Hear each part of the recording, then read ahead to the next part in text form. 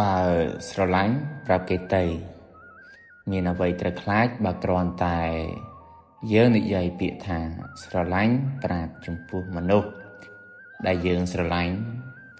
ព្រោះការពិតរឿងដែលគួរឲ្យខ្លាចគឺការកុហកចំពោះមនុស្សម្នាក់ដែលយើងស្រឡាញ់ទៅវិញទេព្រោះមុនពេលដែលយើងកុហកគេយើងក៏បានកុហកខ្លួនឯងមុនគេទៅទៀតនៅពេលយើងស្អប់នរណាម្នាក់យើង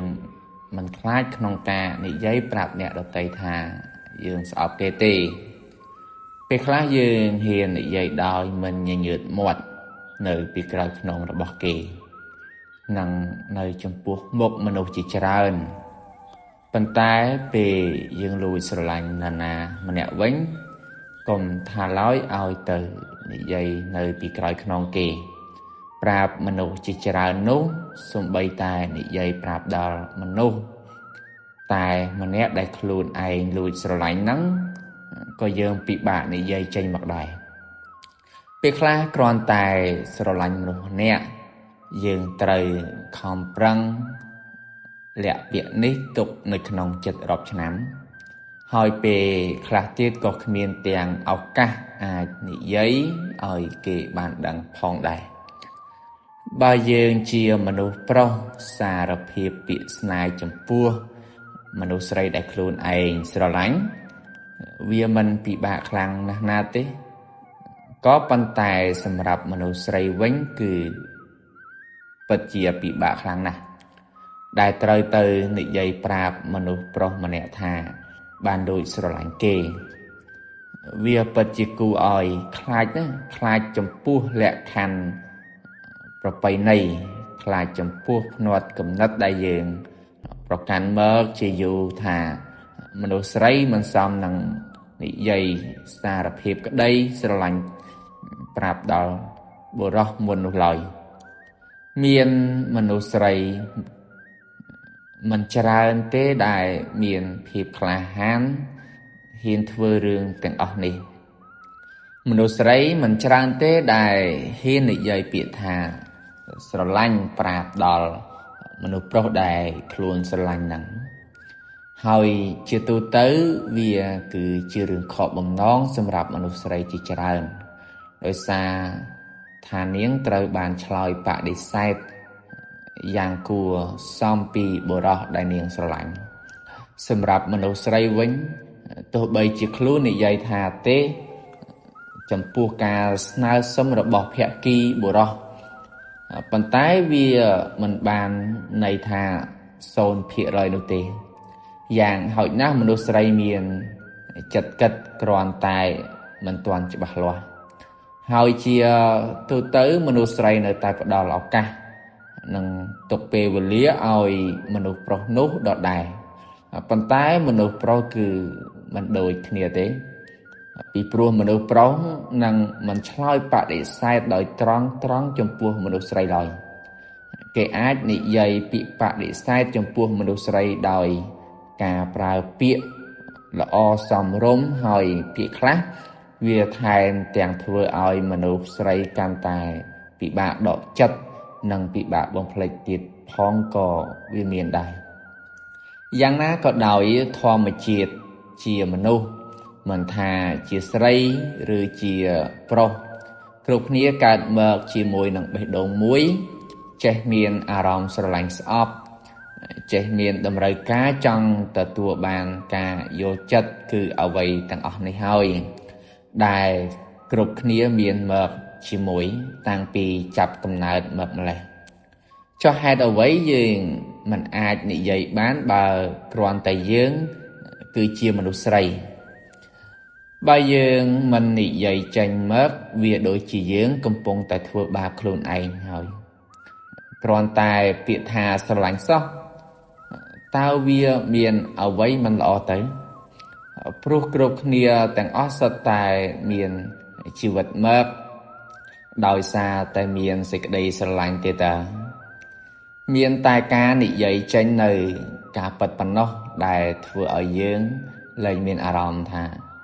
គិតច្រើនហើយក៏មិនចង់ខាតពេលវេលា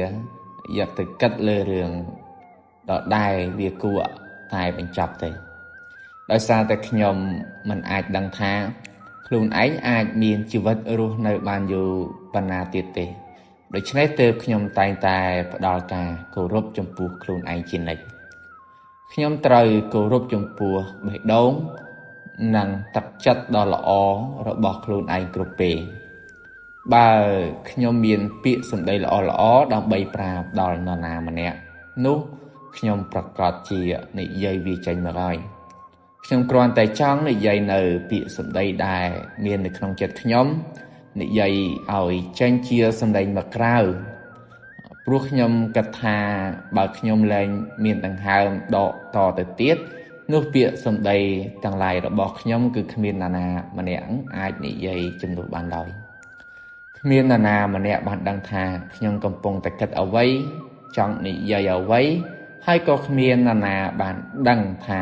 ពាក្យក្នុងចិត្តរបស់ខ្ញុំវាសំខាន់ប៉ុណ្ណាដែរនេះជាមូលហេតុដែលខ្ញុំតែងនិយាយគឺនិយាយនៅអ្វីដែលខ្ញុំបានគិតជាធម្មតារាល់ពេលដែលខ្ញុំបាននិយាយនៅពាក្យក្នុងចិត្តចេញមកក្រៅវាក៏ធ្វើឲ្យខ្ញុំមានអារម្មណ៍ថាធូរស្បើយយ៉ាងច្រើននិងអាចដកដង្ហើមបានយ៉ាងស្រួលខ្ញុំមិនខ្វល់ពីចម្លើយឆ្លើយតបបែបណាទេពីព្រោះទោះជាចម្លើយបែបណាក៏ដោយក៏វាមិនតាក់ទងនឹងអ្វីដែលខ្ញុំចង់និយាយដែរខ្ញុំខ្លាចថាវិបដិសារីមួយនឹងកើតមានឡើងចំពោះរូបខ្ញុំនៅថ្ងៃខាងមុខប្រសិនបើខ្ញុំមិនបាននិយាយនៅអ្វីដែលខ្ញុំគិតថាចង់និយាយ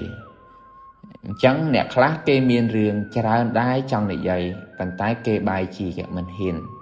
ហើយមាត់និយាយទៅវិញព្រោះគេខ្លាចខ្លួនគេត្រូវរងការខកបំណងពេលដែលត្រូវគេបដិសេធសម្រាប់ខ្ញុំវិញដោយសារតែខ្ញុំប្រកាសនៅក្នុងចិត្តថាខ្ញុំមិនបានដាក់ការរំពឹងចំពោះអ្វីដែលខ្ញុំធ្វើនោះទេខ្ញុំមិនរំពឹងថាគេនឹងយល់ព្រមទេហើយខ្ញុំរត់តែមិនខ្លាចនឹងទទួលចំពោះចម្លើយបដិសេធអ្វីទាំងអស់គោលបំណងតែមួយគត់គឺខ្ញុំគ្រាន់តែចង់និយាយពាក្យដែលមាននៅក្នុងចិត្តឲ្យគេបានដឹងតែប៉ុណ្ណោះចុងក្រោយប្រសិនបើយើងមាននៅសេចក្តីស្រឡាញ់ចំពោះនរណាម្នាក់